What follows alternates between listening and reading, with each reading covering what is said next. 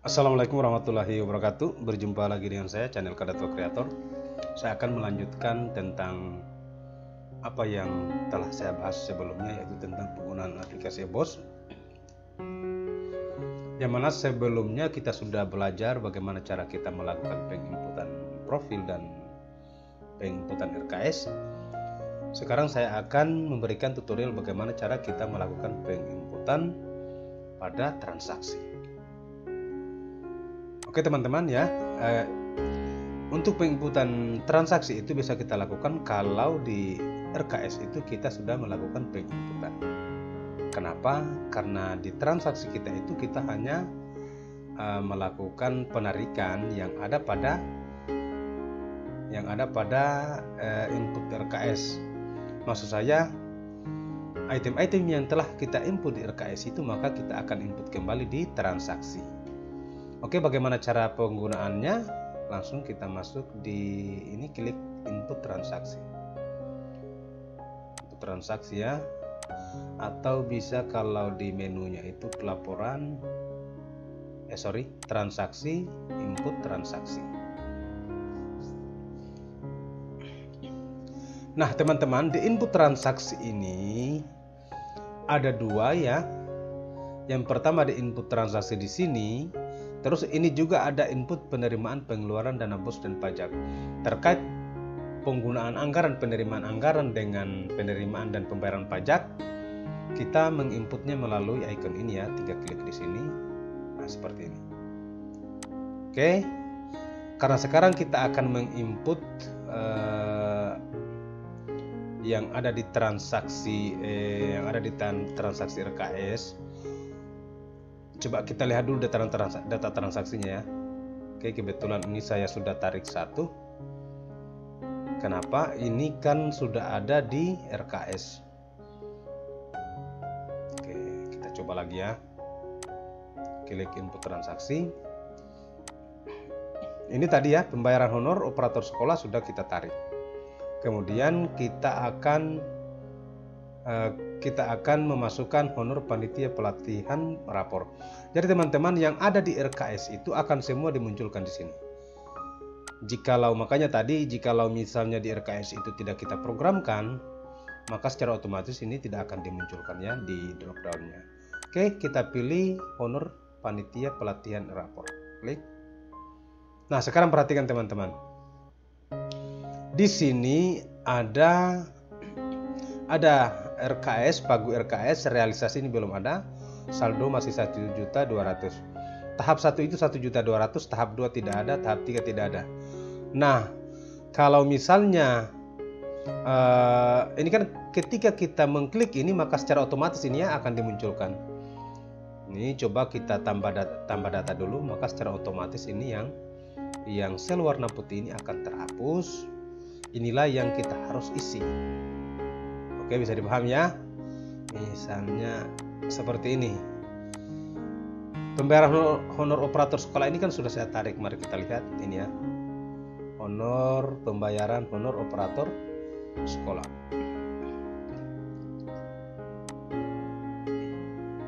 Pembayaran honor operator sekolah. Sekarang honor panitia pelatihan. Ini mungkin kita masukkan tanggal 3 ya, bulan 2 tahun 2020.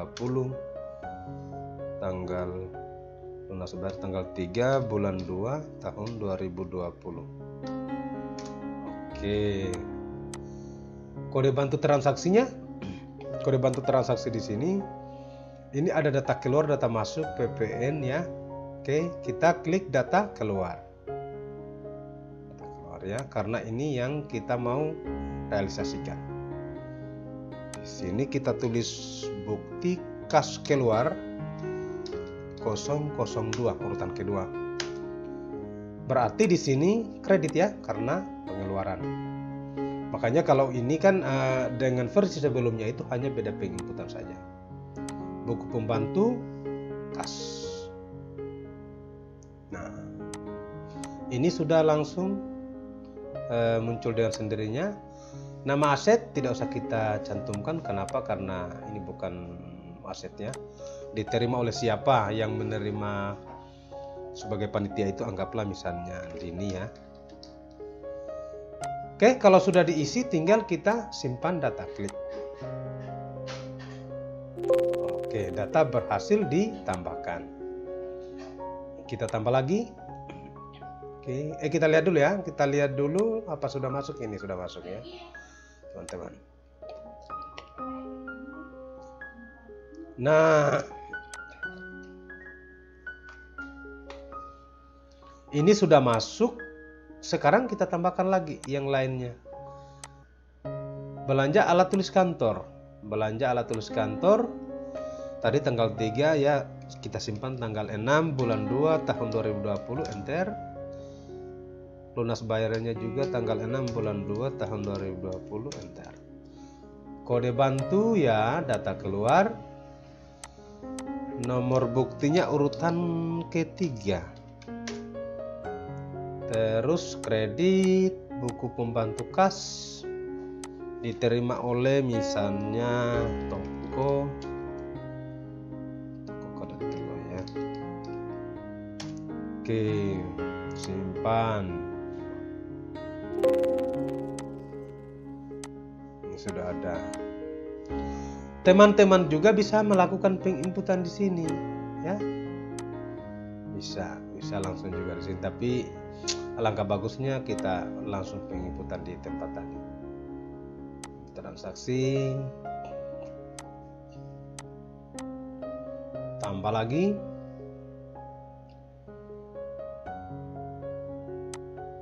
Tadi belanja alat tulis kantor ya. Oke.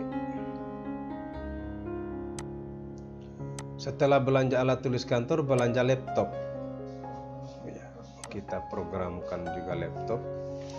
Kita bayar 10 Februari 2020. 10 Februari 2020. Kode bantu, data keluar.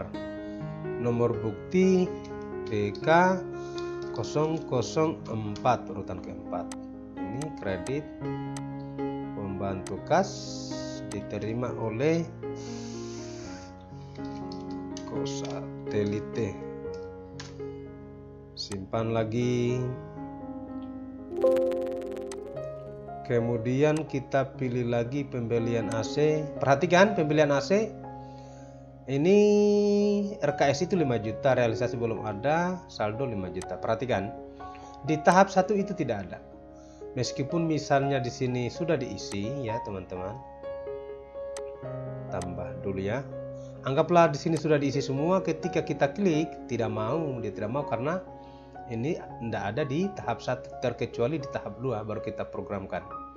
Jadi pelaporan tahap 2 baru bisa kita tarik. Kita contohkan saja ya. Di sini 11 bulan 2 2020. 11 bulan 2 2020. Kode bantu, data keluar. BKK 005. Kredit kas. Karena ini adalah masuk aset,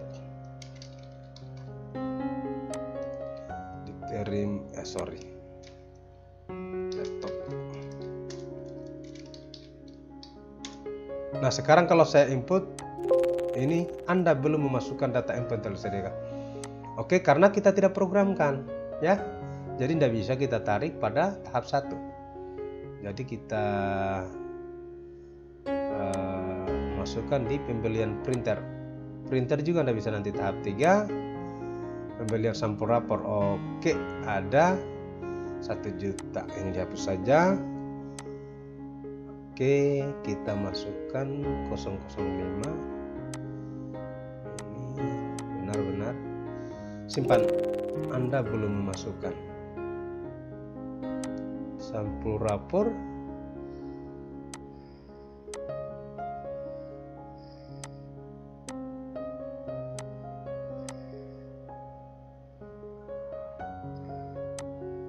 Oh, satuannya belum kita, berarti ini kalau kita masukkan tidak bisa ya teman-teman. Kenapa? Karena satuannya itu belum kita input. Oke, kita masuk di RKS. Di RKS, data RKS mana? kita perhatikan apakah benar belum. Oh iya betul ya, ini berapa masukkan.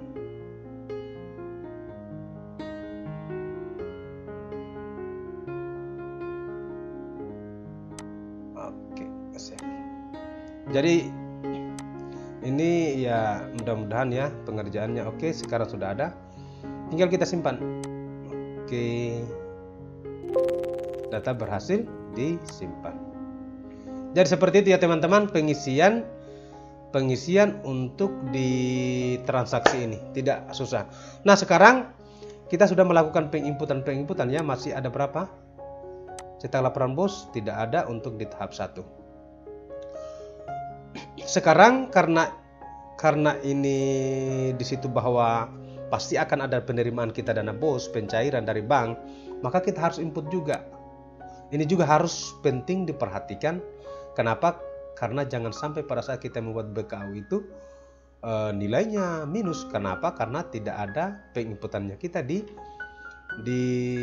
transaksi itu sesuai dengan jumlah anggaran kita pada tahap 1. Nah, coba mari kita perhatikan dulu di halaman depan. Anggaran kita itu adalah 9.900.000. Perhatikan, ini 9.900.000 untuk di tahap 1. Sekarang kita masukkan di input transaksi. Sini ya, input transaksi. Input penerimaan atau pengeluaran dana bos. Dana bos dan pajak. Klik. Oke. Sini terima. Transfer dulu ya. Transfer dana pusat.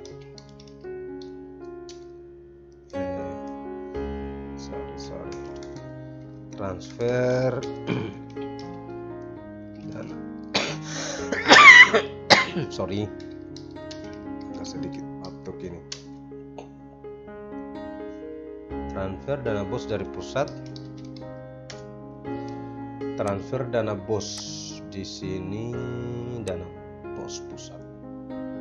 Kemudian tanggal transaksinya mungkin ya kita tulis saja dulu tanggal 2 bulan 1 tahun 2020. Terus kemudian kita samakan. Ingat, ini juga harus diperhatikan data masuk ya, karena uang masuk di rekening di bank yang ada di daerah kita. Bukti kasnya mungkin bukti kas masuk bank ya 01. Debit, kalau kredit pengeluarannya debit, masukkan. Buku pembantu, ingat ini jangan kita menggunakan karena ini transfernya terjadi dalam bank, maksudnya debitnya ya masuk di bank. Oke, klik sini. Setelah itu diterima oleh, anggaplah di daerah saya ini menggunakan Bank Sultra. Satuannya kita tulis saja kegiatan, kuantitasnya 1 kali. Mari kita perhatikan tadi 9.900.000. 9.900.000. Simpan. Oke, mari kita perhatikan. Ini sudah masuk 9.900.000. Save ya, save supaya diatur ya. Jadi kalau ketika kita save di sini, maka secara otomatis transaksi kita ini tersusun sesuai dengan tanggal. Dari tanggal awal sampai tanggal akhir. Oke, kita input lagi. Setelah masuk, maka kita akan cairkan nanti, ya. Berarti di sini tambah data lagi. Pencairan dana bos tahap 1. Di sini juga masih dana bos pusat. Tanggal transaksi tadi ditransfer, bisa kita carikan tanggal 4 bulan 1 2020. Alat bantu, ingat di sini berarti data keluar kan? Karena ceritanya kita akan ambil dari bank.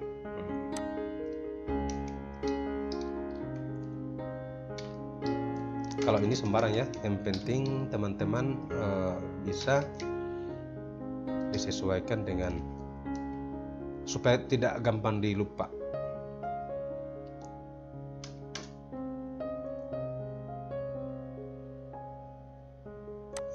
Ini pasti kredit karena ini adalah pengeluaran.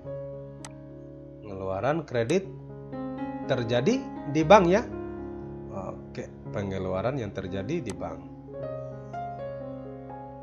Terima oleh bendahara dong. Satuan transaksi, kegiatan, kuantitas 9.900.000. Oke, simpan lagi. Oke, ada satu lagi ya. Kita menginput lagi satu. Penerimaan dana bos tahap 1. Ingat di sini dana bos. Tanggal transaksi tadi kita lakukan tanggal 4 ya. Ini kita gunakan tanggal 5 bulan 1 tahun 2020. Sama ya. Ingat, di sini bukan lagi data keluar ya. Pasti kita menggunakan data masuk. Kenapa? Karena ada anggaran yang masuk di kas. Nah, jadi ini kita tulis pembantu kas ini karena ada uang yang masuk di kas kita. Buku kas masuk 002. Debit apa kredit? Debit karena kas masuk, tetapi terjadi di buku pembantu kas. Sedangkan yang dua transaksi tadi terjadi di buku bank ya. Saya kira bisa dipahami teman-teman. Diterima oleh bendahara. Satuan kegiatan. Kuantitas 9.900.000. Jadi ceritanya penarikannya ini ya ditarik keseluruhannya. Simpan. Oke, lengkap sudah transaksi kita untuk di tahap pertama. Mari kita perhatikan teman-teman. Ini kita save lagi supaya oke. Transaksi kita sudah komplit. Oh, masih ada yang kita lupakan yaitu pajak dari ATK itu sendiri. Kalau 3 juta. Nah, teman-teman kalau misalnya bingung tentang pajaknya, ada di sini sudah disiapkan fiturnya ya. Untuk bisa data kelengkapan ini bisa kita buat di sini ya. Membuat berkas pembelanjaan. Misalnya anggap ini kita bikin sampai 3 juta ya supaya kita bisa mengetahui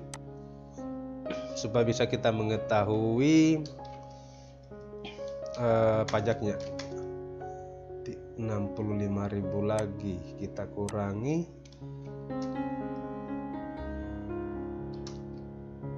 iya 55.000, anggaplah ini harganya 70.000. Sorry. Oke, 3 juta ya jumlah. Ternyata 7 juta itu PPN-nya kalau kita dana bos 272. Ini ya, 272. PPN-nya 272.727. Oke, teman-teman. Ini nanti fitur ini bisa kita gunakan pada saat kita melakukan berkas-berkas pembelian ATK kita atau misalnya apa. Ini bisa langsung Anda cetak berkasnya di sini.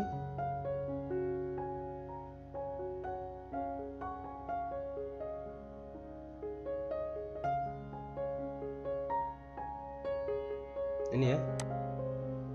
Ini halaman 1, halaman 2, halaman 3, halaman 4. Jadi di aplikasi ini teman-teman ya sudah disiapkan untuk sudah lengkap, termasuk kita bisa membuat SPPD perjalanan, sudah ada juga fiturnya ini. Oke.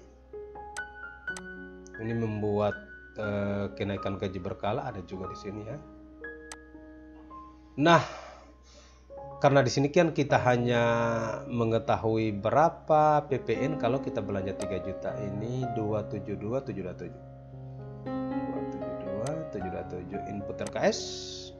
input penerimaan, pengeluaran dana bos dan pajak. Jadi terkait pajak jangan kita input di sini, tetapi kita input di tempat lain.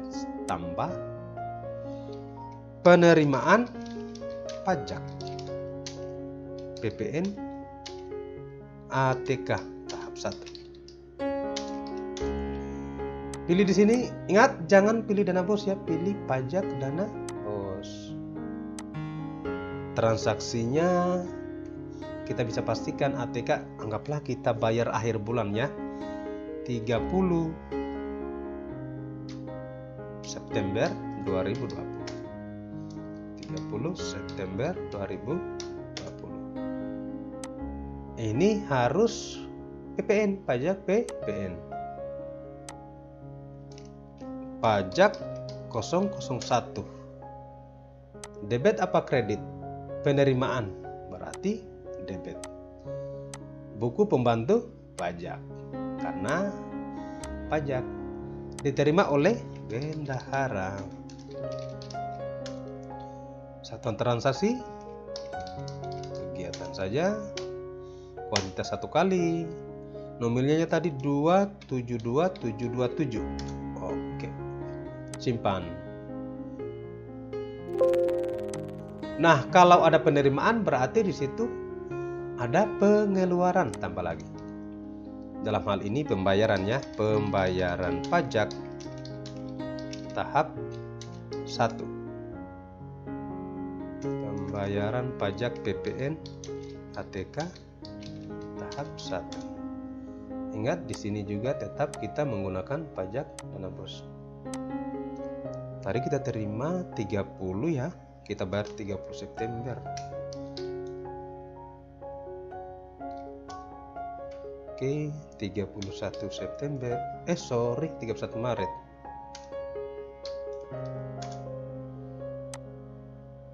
Ingat, ini lagi bukan data keluar lagi, tetapi bukan lagi data masuk, tetapi data keluar.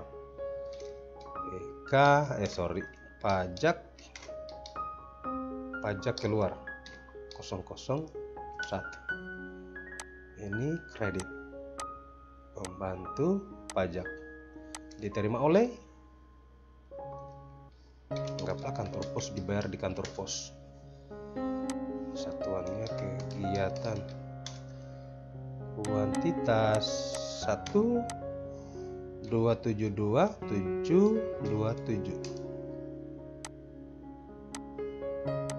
Simpan.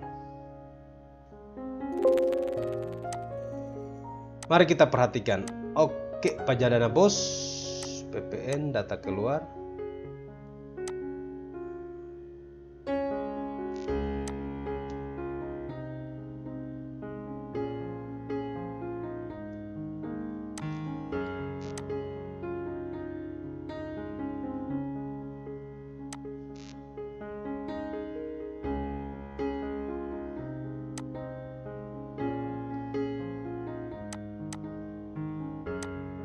Ini sudah pas ya.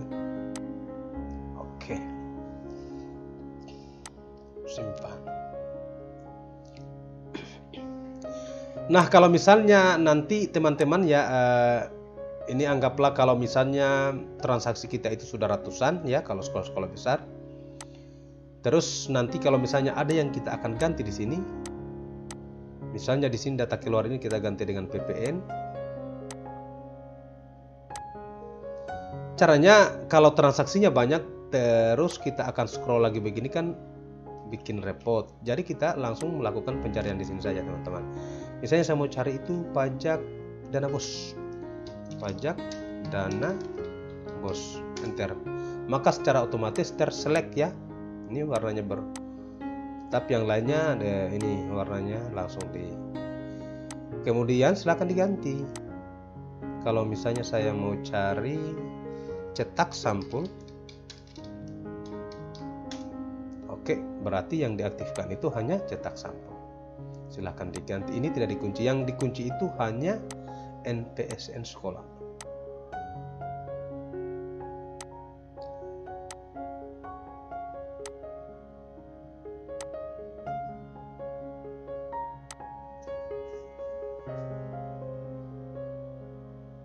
Oke teman-teman, saya kira cukup ya untuk penginputan transaksi yang ada di aplikasi EBOS terbaru. Mudah-mudahan bisa dipahami apa yang saya jelaskan. Saya akhiri, assalamualaikum warahmatullahi wabarakatuh.